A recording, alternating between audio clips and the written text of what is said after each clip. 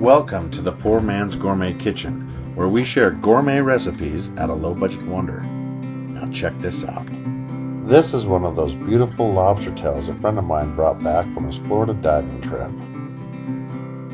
So you can see it's gorgeous, and it's ready to go. So, what you want to do is take some kitchen shears right to the upper back part of the shell and trim right down the center until you get to the fan tail.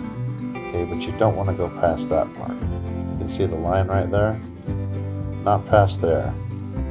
That's where you want to stop. And then with your fingers, you're going to just take the shell up top and split it wide open. But be very careful, because you don't want to break it in half and split the membrane. You just want to split it open enough to separate the meat from the shell. And once you've got both sides separated, you can just grab underneath and pull right up through the center. But be sure not to separate the whole lobster tail meat from the shell. Okay? You want to keep it attached back here. And then what you're going to do with the shell is use it as a prop right over the top to hold up your lobster tail meat.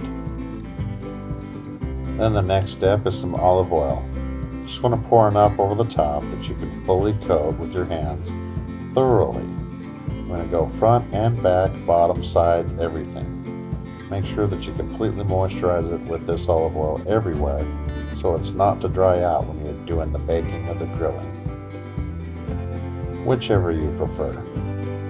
But at this point, we're just going to splash it with some paprika right over the top. Just gives it a little bit of heat, gives it some nice color, and it's just the way it's done, period. Now just put it in a nice sized dish for baking. Take it straight to the oven here, throw it on your center rack, and then you're going to bake at 375 degrees, 1.5 minutes per ounce. 10-ounce tail here is going to go for 15 minutes. Then chop you up a little bit of fresh parsley, get you a nice gob of softened butter.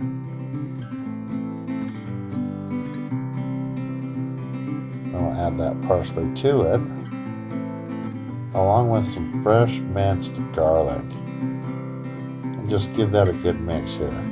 It's just going to be the topping after it's done baking.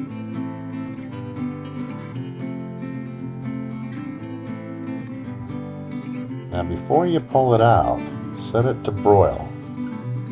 I'll show you why here in a minute. Out comes our lobster tail. Just like that. Beautiful. Huh? Now just take that topping right down the center of the top of that lobster tail. Just like that. And then if you've got a few lobster claws, go ahead and throw those in here with it. And then a little bit of warm water. This is going to help cook those up real nice because it's going back under the broil. Now what you want here is about 6 to 8 inches of space between the meat and the upper burner.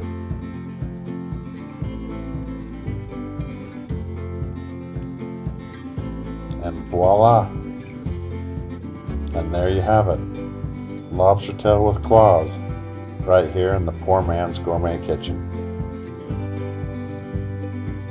Thank you for watching, and be sure to stop by PoorMansGourmetKitchen.com for more recipes and exact ingredients.